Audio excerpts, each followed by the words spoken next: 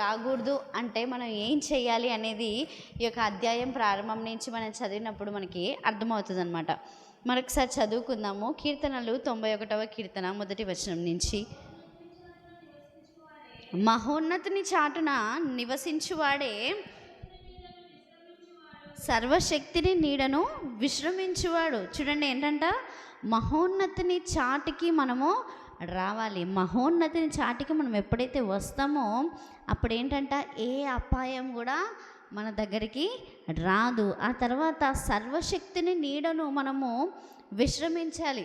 మన విశ్రమము ఎక్కడ ఉండాలి అంటే సర్వశక్తిని నీడలో మనము విశ్రమించాలి. ఆయన నీడలోనే మనము మన యొక్క తల దాచుకోవాలి. అదేవిధంగా ఆయన చాటుననే మనము మన యొక్క జీవితాన్ని గడపాలి. మన చాటు ఎవరు అంటే ఆ మహోన్నతుడే. దేవుడు ఏ విధంగా ఉన్నాడు మనందరి ఎడల అంటే మహోన్నతుడిగా ఉన్నాడు, అదేవిధంగా సర్వశక్తుడిగా ఉన్నాడు. కనుకనే ఎప్పుడైతే మనం దేవుని ఆ మహోన్నతిని చాటికి మనం వస్తామో, ఆ సర్వశక్తిని నీడలోనికి మనం ఎప్పుడైతే వస్తామో అప్పుడు ఏ అపాయం కూడా మనకు రాదు.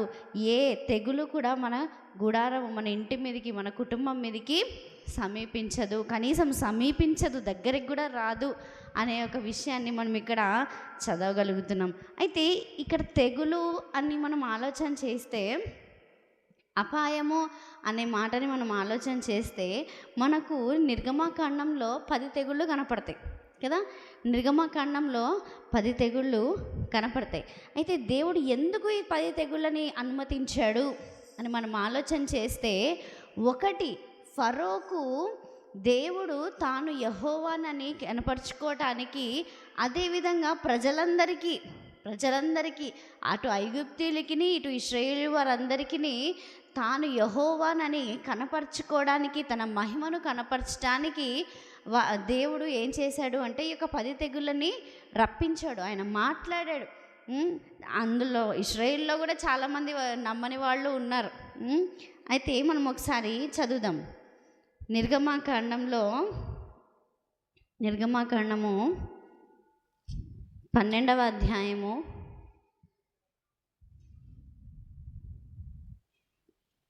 13వ వచనాన్ని మనం చదువుదాం.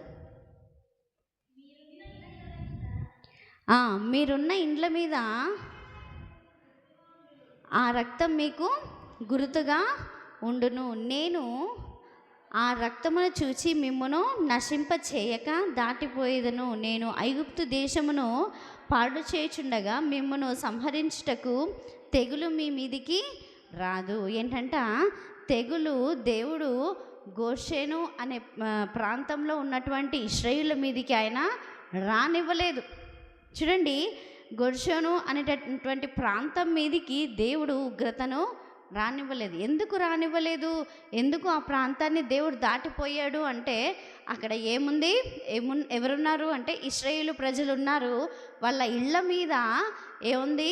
రక్తము ఉంది. దేవుని ప్రియమైన ప్రజలారా, ఈరోజు మనము కూడా ప్రతి తెగులు నుంచి, ప్రతి అపాయం నుంచి మనం తప్పించబడాలి అంటే మనం దేవుని రక్తం చేత మనం కడగబడాలి. అదేందబ్బా, దేవుని రక్తంతో మనం ఎట్ట కడుక్కుంటాము అని మనకు ఆలోచన రావచ్చు. మనం మన పాపాలను ఒప్పుకున్నప్పుడు దేవుడు, నిజానికి మనం మన పాపాలను ఒప్పుకోక ముందే దేవుడు మనందరి పాపాలకు పరిహారం, ప్రాయశ్చిత్తంగా తన రక్తాన్ని కలువరి సిలువలో సర్వలోక మానవాళి పాపానికి పరిహారం ఆయన జరిగించాడు. అది తెలవక చాలామంది ఇంకా పాపం చేస్తూనే ఉన్నారు. దేవుని ప్రియమైన ప్రజలరా, మరొక వచనాన్ని కూడా మనము చదువుదాం. ద్వితీయోపదేశకాండము 8వ అధ్యాయంలో, ద్వితీయోపదేశకాండము 8వ అధ్యాయం మొదటి నుంచి మనం కొన్ని వచనాలు చదువుదాం. మీరు బ్రతికి అభివృద్ధి నొంది యెహోవా మీ పితరులతో ప్రమాణం చేసిన దేశమునకు పోయి దాన్ని స్వాధీనపరుచుకున్నట్లు నేడు నేను నీకు ఆజ్ఞాపించిన ఆజ్ఞలన్నిటినీ అనుసరించి నడుచుకొనవలెను. మరియు నీవు ఆయన ఆజ్ఞలను గైకొందువో లేదో నిన్ను శోధించి నీ హృదయములో ఉన్నది తెలుసుకొనుటకు నిన్ను అణచు నిమిత్తమును అరణ్యములో 40 సంవత్సరములు నీ దేవుడైన యెహోవా నిన్ను నడిపించిన మార్గమంతటిని జ్ఞాపకము చేసుకొనుము. చూడండి ఏమని రాయబడింది ఇక్కడ. ఆయన ఎందుకు ఆ తెగుళ్ళను రప్పించాడు అంటే నువ్వు దేవుని తెలుసుకోవడానికి, ఆయన మహిమను చూడటానికి. అందుకు దేవుడు ఆ యొక్క తెగుళ్ళను రప్పించాడు. అనేక మార్లు మోషేతో మాట్లాడాడు, ఇశ్రాయేలులతో మాట్లాడాడు. కానీ ఇశ్రాయేలు ఏమన్నారు? వద్దు ప్రభువా, నువ్వు మోషే అహరోనులతోనే మాట్లాడు, నువ్వు మాతో మాట్లాడితే మేము విని బతకలేం, మేము చచ్చిపోతాం, వాళ్ళతోనే మాట్లాడు, వాళ్ళు వచ్చి మాకు చెప్తారు, నువ్వు మాతో మాట్లాడొద్దు అన్నారు. ఎందుకు? తట్టుకోలేకపోయారు. ఏ మనిషిలో అయితే పాపం ఉంటుందో ఆ మనిషి దేవుని స్వరాన్ని వినలేరు, దేవుని మహిమను చూడలేరు. అయితే దేవుడు ఈరోజు మనతో ప్రత్యేకంగా కొన్ని విషయాలు చెప్తున్నాడు.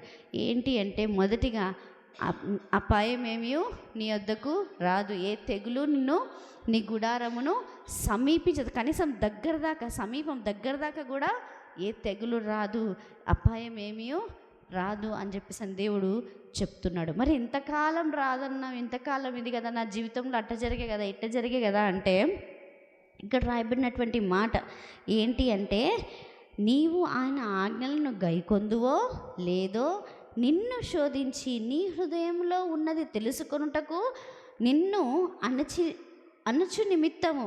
మన హృదయంలో ఏముందో తెలుసుకోవటానికి, మనల్ని అణచ నిమిత్తము అరణ్యంలో ఈ 40 సంవత్సరంలో నీ దేవుడిని యెహోవా నిన్ను నడిపించిన మార్గమంతటిని జ్ఞాపకం చేసుకో. ఈరోజు నిజం చెప్తున్నాను, ఈరోజు మేము మందిరంలో ఉన్నామంటే దానికి కారణం ఏంటి అంటే దేవుడే అనేక ప్రమాదాల నుండి, అనేక ఆపదల నుండి కాపాడాడు. అనేక చింతల నుండి, అనేక ఆలోచనల నుండి దేవుడు తప్పించి సజీవులుగా ఆయువారోగ్యాలతో ఆయన సేవలో మమ్మల్ని నిలుపుకున్నాడు. ఈరోజు మీరు మందిరంలో ఇంత ప్రశాంతంగా కూర్చున్నారంటే కూడా అదంతా కూడా ఆ దేవుని యొక్క కృపా కాపుదలే. ఆయన మనల్ని అనేక అపాయాల నుండి ఆయన మనల్ని కాపాడాడు. మన కుటుంబాలను ఏ తెగులు కూడా సమీపించకుండా, కనీసం దగ్గరకు కూడా, మన దరిదాపులకు కూడా, మన చుట్టుపక్కలకు కూడా రాకుండా దేవుడు కాపాడాడు. ఒక్కసారి మనము గడిచిన సంవత్సరంలో ఉన్నటువంటి న్యూస్ని మనం జ్ఞాపకం చేసుకుంటే ఒళ్ళు గగురుపురిచే న్యూస్లు మనం విన్నాం. కానీ ఆ ఏ సంఘటనలో కూడా మనం లేం. దేవునికి స్తోత్రం కలుగునుగాక. ఆ ఏ ఒక్క సంఘటనలో కూడా మనం చాలా క్షేమంగా ఉన్నాం. ఏ అపాయం మన యుద్ధకు రాలేదు, ఏ తెగులు కూడా మన దరిదాపులకు కూడా రాలేదు. దేవునికి స్తోత్రం కలుగునుగాక. అయితే దేవుడు అపాయమేమీ రాదంటున్నాడు, ఏ తెగులుని గుడారం సమీపించదంటున్నాడు. మరి జరిగిందన్నా ఏంటి ప్రభు అంటే, మనల్ని దేవుడు శోధించడానికి, దేవుడు మనల్ని ఏం చేస్తున్నాడంటే పరీక్షించడానికి. మనము ఆయన ఆజ్ఞలకు లోబడమో అంటే ఎన్ని ఇబ్బందులు, ఆజ్ఞకు లోబడం అంటే ఎవరైనా ఓకే లోబడతాననే అంటారు. కానీ నిజంగా ఎప్పుడు తెలిసేది? సిచ్యువేషన్ దేవుడే తీసుకొస్తాడు. ఆ సిచ్యువేషన్లో అంటే ఒక పరిస్థితి, ఒక దేవుడికి లోబడతామా లేదా, పలానా పరిస్థితిలో, పలానా అనారోగ్యంలో, పలానా సమస్యలో మనం దేవునికి లోబడతామా, ప్రజలకు లోబడతామా, లేదంటే ఆచారాలకు లోబడతామా అనేటటువంటి పరిస్థితిలో దేవుడు మనల్ని శోధించడానికి, మన హృదయంలో ఉన్నది దేవుడు తెలుసుకోవడానికి, మనం ఏ స్థితిలో ఉన్నది దేవుడు తెలుసుకోవడానికి దేవుడు మనల్ని అణచు నిమిత్తం, అంటే మనల్ని తగ్గించడం కోసం. మనం హెచ్చించుకోవడానికి ఎవరైనా ఇష్టపడతారు, తగ్గించుకోవడానికి ఎవరు ఇష్టపడరు. అయితే మనల్ని తగ్గించు నిమిత్తం, మనల్ని హెచ్చించడం కోసమే ఆయన మనల్ని తగ్గిస్తున్నాడు. అది మనం అర్థం చేసుకోవాలి. మనం హెచ్చించబడాలంటే మనం తగ్గించబడాలి. ఇక్కడ అణచివేసానంటే ఇది అణచివేయనీకేనా అని అనుకోవద్దండి. హెచ్చించబడాలంటే ఫస్ట్ మనం తగ్గించబడాలి కదా.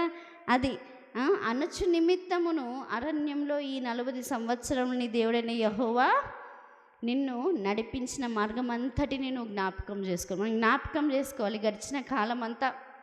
గడిచిన సంవత్సరం అంతా కూడా దేవుడు మనల్ని ఎంతగా కాచి కాపాడాడు. మనం ఎంతగా దేవుని మాటల్ని తప్పిపోయాం, మనం ఎక్కడెక్కడ దేవుని మాటల ప్రకారం జీవించాం, మనం ఎక్కడ దేవునికి బాధ కలిగించాం, మనం ఎక్కడ ఏమంటారు, నీతి లేకుండా నడుచుకున్నాం అనే విషయాల్ని మనము జ్ఞాపకం చేసుకోవాలి. ఎందుకు అంటే మనకు అపాయం ఏమీ రాకూడదంటే, ఆయన మనకు విడుదల చేసినటువంటి దీవెన ఆశీర్వాదాన్ని మనం పొందుకోవాలి అంటే మనం ఏం చేయాలి?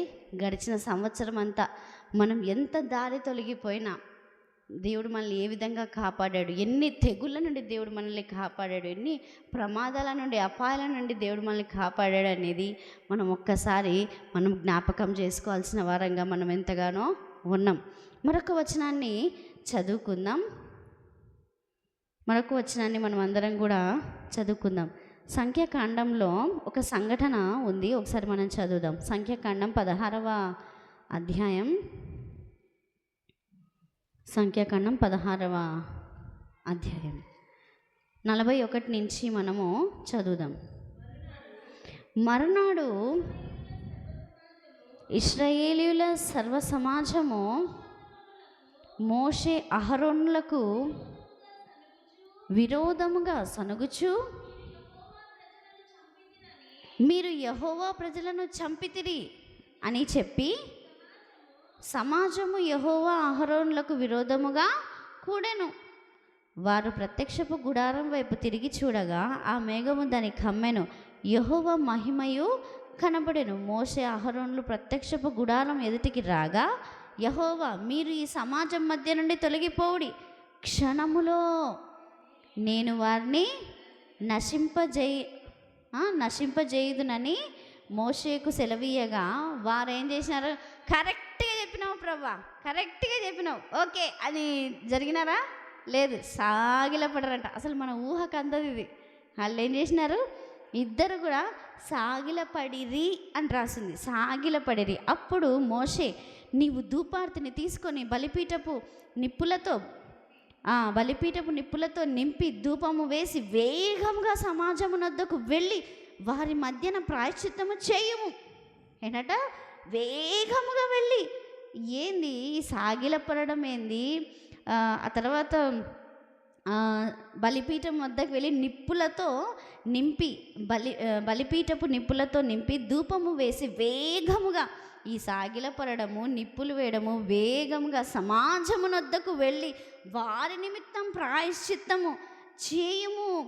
కోపము యెహోవా సన్నిధి నుండి బయలుదేరెను, తెగులు మొదలు పెట్టెనని అహరోనుతో చెప్పగా, మోషే చెప్పినట్లు అహరోను వాటిని తీసుకొని సమాజం మధ్యకు పరిగెత్తుకొని పోయినప్పుడు తెగులు జనులలో మొదలుపెట్టి ఉండెను. కాగా అతడు ధూపము వేసి ఆ జనుల నిమిత్తం ప్రాయశ్చిత్తం చేసెను. అతడు చచ్చిన వారికిని బ్రతికి ఉన్న వారికిని మధ్య నిలువబడగా తెగులు ఆగెను. అక్కడ అసలు ఏం జరుగుతుంది తెలుసా? కొందరు సమాజంగా కూడుకున్నారంట. చూడండి ఏంటంట? సనుగుచు సర్వ సమాజం. మరునాడు ఇశ్రాయేలుల సర్వ సమాజము మోషే అహరోనులకు విరోధముగా సనుగుచు, మీరు యెహోవా ప్రజలను చంపితిరి అని చెప్పి ఏం చేస్తున్నారు? సమాజం మోషే అహరోనులకు విరోధంగా కూడెను. వారు ప్రత్యక్షపు గుడారం వైపు తిరిగి చూడగా ఆ మేఘము దాన్ని కమ్మెను. అంటే ఏంటి? దేవుని మహిమ, దేవుని యొక్క అభిషేకం అనేది మేఘముగా ఆయన ప్రత్యక్షపు గుడారం మీదకి వస్తాడు, తన స్వరము. ఆ తర్వాత ఏంటి? రాగా, యెహోవా, మీరు ఈ సమాజం మధ్య నుండి తొలగిపోడు. ఎవరితో అంటున్నాడు? వాళ్ళతో మాట్లాడట్లేదు, సర్వ సమాజంతో మాట్లాడట్లేదు దేవుడు. మోషే అహరోనులతో మాట్లాడుతున్నాడు. ఏమంటున్నాడు? మీరు ఈ సమాజం మధ్య నుండి తొలగిపోవుడి, క్షణములో నేను వారిని నశింపజేయుదునని మోషేకు సెలవీయగా, వారేం చేసినారు? ఆపోజిట్గా ఓకే ప్రభా, ఓకే, అమ్మో దేవుడు చెప్పాడు, అమ్మో ఓకే అని వెళ్ళిపోలేదు. వాళ్ళు ఏం చేసినారు? దేవుడు చెయ్యబోయేది చెప్పితే వెంటనే సాగిలపడ్డారు. అంటే ఏంటి? ఆయన కాళ్ళు పట్టుకున్నారు. సాగిలపడ్డం అంటే ఏంటి? కాళ్ళు పట్టుకోవడంతో సమానం. సాగిలపడిపోయి అసలు ఆలోచనకు అందలేదు. ఇద్దరు ఒకటే మనసు కలిగి ఉన్నారు. అర్థమవుతుంది కదా? ఇద్దరు ఒకటే. అంటే వాళ్ళు ఆ సర్వ సమాజాన్ని ఎంతగా ప్రేమించారు. వాళ్ళ ప్రేమ ఎక్కడ కనపడుతుంది తెలుసా? వాళ్ళందరినీ నడిపించడంలో కనపడుతుంది. ఎన్ని శోధనలు వచ్చినా, ఎన్ని నిందలు వచ్చినా, ఎన్ని మాటలు అంటున్నా కూడా తిరిగి వాళ్ళని ఒక్క మాట అనలేదు మోషే అహరోన్లు. అనకుండా వాళ్ళు ఏం చేసినారు? సాగిలపడి ఇద్దరు కూడా ఎమ్మట అట్లా సాగిలపడి ఒక్క నిమిషంలో చూడండి, సారీ క్షణములో, నిమిషం కూడా కాదు, క్షణములో నేను వారిని నశింపజేయుదును అని చెప్పగానే వీళ్ళిద్దరు సాగిలపడ్డారు. వీళ్ళిద్దరు సర్వ సమాజం కోసం సాగిలపడ్డారు. ఇక్కడ యేసయ్య జ్ఞాపకం వస్తున్నాడు కదా, యేసయ్య జ్ఞాపకం వస్తున్నాడు నాకు. సర్వ సమాజం కోసం ఏమన్నాడు? అక్క జ్ఞాపకం చేసింది ఏమి? తండ్రి వీళ్ళు ఏం చేస్తున్నారో వీళ్ళకే తెలియదు, వీళ్ళని క్షమించండి. సాగిలపడ్డారు, ఇద్దరు సాగిలపడి ఏమంటున్నారు? మోషే నీవు ధూపార్తిని తీసుకొని బలిపీఠపు నిప్పులతో నింపి ఏంటంట ధూపమును వేసి వేగముగా ఎక్కడికి వెళ్ళమంటున్నాడు? వేగముగా నిప్పులు తీసుకొని వేగముగా సమాజము నొద్దకు ఎక్కడికి వచ్చాడు యేసయ్య? రక్త మాంసాలు ధరించి నొప్పులతోటి ఆయన ఏ విధంగా వచ్చాడు? దేవుని కోపం బయలుదేరగా ఆయన ఏ విధంగా వచ్చాడు చూడండి, ఏ విధంగా వచ్చాడు? వేగముగా సమాజము నొద్దకు వచ్చాడు. నిప్పులతో ఆయన దేవుని మన పక్షాన ప్రాయశ్చిత్తం చేయడానికి రక్త మాంసాలు ధరించి బలి అవ్వాల్సిన గొర్రెపిల్లగా యేసయ్య సర్వ సమాజం దగ్గరికి, అంటే ఆకాశమును వదిలి మానవాళి దగ్గరికి ఆయన వేగముగా వచ్చాడు. వచ్చి ఏం చేస్తున్నాడు? వారి నిమిత్తం ప్రాయశ్చిత్తం చేశాడు. ఆ తర్వాత కోపము యెహోవా సన్నిధి నుండి బయలుదేరను, తెగులు మొదలు పెట్టెనని అహరోనుతో చెప్పగా మోషే చెప్పినట్లు అహరోను వాటిని తీసుకొని సమాజము మధ్యకు, ఏంటంటే ఫస్ట్ సమాజం నొద్దకు, ఆ తర్వాత సమాజం మధ్యకు ఏం చేసినారు? వేగముగా పరిగెత్తుకొని పోయినప్పుడు తెగులు సమాజంలో మొదలు పెట్టేసి ఉండెను. అంటే ఏంటి? దేవుడు చెప్పేసినాడు, వాళ్ళు సాగిల పడినా నో అనేసేసి దేవుడు తెగుల్ని స్టార్ట్ చేసేసినాడు. వాళ్ళు సాగిల పడ్డా కూడా దేవుడు లెక్క చేయట్లేదు. అంటే దేవుడు చేస్తున్నాడు, మోషే అహరోన్లు చేసేది మోషే అహరోన్లు చేస్తున్నారు. చేస్తూ ఏమైపోయింది? అయినా కానీ వాళ్ళు ఆగలేదు, అయినా దేవుడు ఆగలేదు. ఏమవుతుంది? వెంటనే వాళ్ళు ఏం చేశారు? కాగా అతడు ధూపము వేసి ఆ జనుల నిమిత్తం, ఎవరి నిమిత్తం? వాళ్ళ నిమిత్తమా? కాదు. ఏంటంట? అతడు ఏం చేస్తున్నాడు? ధూపం వేసి ఆ జనుల నిమిత్తము ప్రాయశ్చిత్తము చేసెను. అతడు చచ్చిన వారికి బ్రతికి ఉన్న వారికి మధ్య నిలువగా తెగులు ఆగెను. దేవుని ప్రియమైన ప్రజలారా, యేసయ్య జ్ఞాపకం వస్తున్నాడు. ప్రాయశ్చిత్తం చేయడానికి యేసయ్య ఈ లోకానికి వచ్చాడు, ప్రాయశ్చిత్తం చేశాడు. దేవుని ప్రియమైన ప్రజలారా, మరి మనం ఏం చేయాలి? గడచిన ఈ సంవత్సరం అంతటిలో మనము మన పిల్లలకి చెప్పాలి. ఏంటి? ఈ సంవత్సరం అంతట్లో కూడా దేవుడు మనల్ని పలానా విషయాలలో కాపాడాడు, ఆయా విషయాలలో మనల్ని తప్పించాడు, ఆయా ఇబ్బందులు మనకు వచ్చినా కూడా స్వస్థపరిచాడు. ఇలా మన జీవితంలో, మన కుటుంబంలో, ఎక్కడివో అక్కర్లే, మన కుటుంబంలో జరిగినవి మన పిల్లలకి మనము చెప్పాలి.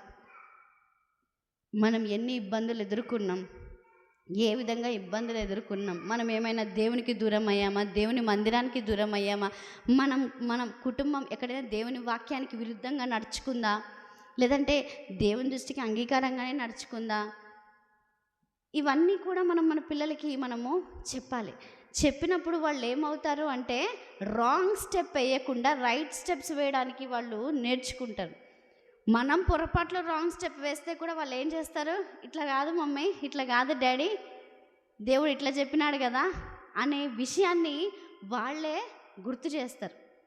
నిజంగా పిల్లలు చాలా షార్ప్గా ఉంటారు. కాబట్టి దేవుని ప్రియమైన ప్రజలారా, మనం చేయాల్సింది ఏంటి అంటే, మన పిల్లలకి గడిచిన సంవత్సరం అంతా కూడా దేవుడు మన విషయాలలో, పర్సనల్గా మన ఫ్యామిలీ విషయాలలో దేవుడు ఏం చేశాడో మన పిల్లలకి మనం చెప్పాలి. యేసయ్య గురించి మనం చెప్పాం, సండే స్కూల్లో కూడా చెప్తున్నారు, వాళ్ళకి వింటున్నారు. కానీ మన ఫ్యామిలీలో ఈ గడిచిన సంవత్సరంలో దేవుడు మన జీవితంలో ఏం చేశాడు అనేది మనం మన పిల్లలకి లైవ్గా రియల్గా మన ఓన్ ఫ్యామిలీలో ఓన్ ఎక్స్పీరియన్స్ మన పిల్లలకి మనం చెప్పాలి. అప్పుడు ఏమవుతుంది అంటే పిల్లలు ఆత్మీయంగా ఎదుగుతారు. ఆత్మీయంగా పిల్లలు ఎదుగుతారు. మనకన్నా మంచి భయభక్తులు కలిగి వాళ్ళు జీవిస్తారు. ఒక వచనాన్ని చదువుకొని మనం ముగించేసుకుందాము. 10వ అధ్యాయం నిర్గమాకాండం 10వ అధ్యాయం 2వ వచనం. నీవు నీ కుమారునికి ప్రచురము చేయునట్లు నేను అతని హృదయమును అతని సేవకుల హృదయమును కఠిన పరచితినెను. ఏంటంటున్నాడు ఇక్కడ దేవుడు? మోషే అహరోనులతో అంటున్నాడు, ఏదైతే జరిగిందో అది నువ్వు నీ కుమారులకును వారి కుమారులకును చెప్పు అని చెప్తున్నాడు దేవుడు. మనం చెప్పాలి అసలు ఏం జరుగుతోంది, అసలు ఏం జరిగింది, మన దేవుడేంటి, మన పద్ధతులేంటి, దేవుని పవిత్రత ఏంటి, దేవుని శక్తి సామర్థ్యాలు ఏంటి, దేవుని మనస్సు ఎటువంటిది అనేది మన పిల్లలకి చెప్పాలి. మనం ఎటువంటి వాళ్ళం, మన ఫ్యామిలీ ఎటువంటిది, మన పొజిషన్ ఎటువంటిది, ఏమంటారు మన గ్రామం ఎటువంటిది, కానీ మనం ఏ విధంగా ఉంటున్నాం, దేవుని వాక్యానికి మనం తగిన వారుగా ఉన్నామా, మనం దేవుని ఆశీర్వాదాలు అనుభవించడానికి మనం అర్హులుగా ఉన్నామా అనర్హులుగా ఉన్నామా అనేది మన పిల్లలకి మనం చెప్పినట్లయితే వాళ్ళల్లో రోషం వస్తుంది. రోషం వచ్చి మేము ఇంతవరకు ఈ విధంగా లేము కదా, ఇక మీద నుంచి మేము ఈ విధంగా ఉండాలని ఒక మంచి నిర్ణయాన్ని వాళ్ళు తీసుకుంటారు. కాబట్టి దేవుని ప్రియమైన ప్రజలారా, యేసు ప్రభు ప్రాయశ్చిత్తం చేశాడు. బలి అవ్వబోతున్నటువంటి గొర్రె పిల్లగా ఆయన మన మధ్యకు దిగి వచ్చి ఆయన ప్రాయశ్చిత్తం చేశాడు. యెహోవా దేవుడు అంటాడు, అతన్ని నల్లుగా కొట్టుటకు యెహోవాకు ఇష్టమాయను. దేవుడి కార్యాన్ని చేయుటకు ఆసక్తి కలిగి ఉండను. తన ప్రియమైన కుమారుని ఒక బలవ్వాల్సినటువంటి గొర్రెపిల్లగా పంపిస్తున్నప్పుడు ఆయన ఆసక్తితో పంపించాడంట. ప్రియమైన కుమారుని ఆసక్తితో. దేవుని ప్రియమైన ప్రజలు, నేను ఎందుకు మధ్యలో యేసయ్యని జ్ఞాపకం చేస్తున్నాను అంటే, యేసయ్య జీవితం ఒక మంచి మాదిరికరమైనటువంటి జీవితం, ఒక మంచి ఉదాహరణ. కాబట్టి దేవుని ప్రియమైన ప్రజలు, ఇప్పటికీ దేవుడు మనల్ని ప్రేమిస్తున్నానే ఉన్నాడు. మన పాపాలకు ఆయన ప్రాయశ్చిత్తం చేశాడు. కాబట్టి ఇక మీదట మనం పాపం చేయకుండా, ఇక మీదట దేవుని బాధించకుండా, దేవుని మహిమను చూచి వారంగా, దేవుని ఆత్మాభిషేకం గల వారంగా మనము ఉండాలి. ఎత్తబడే సంఘంగా, దేవుని ఆత్మాభిషేకం గల సంఘంగా, వాక్యానుసారంగా నడుచుకునే సంఘంగా మనము ఉండాలి. దేవుడు తన మాటలను మనందరి వినికిడిలో దీవించి ఆశీర్వదించునుగాక. ఆమేన్. ప్రార్థన చేద్దాం. మన మధ్యలో ఉన్న దేవమ్మక్క వాక్యం ఫలించేలాగా ప్రార్థన చేస్తారు. మనం అందరం కూడా ఏకీభవిద్దాం.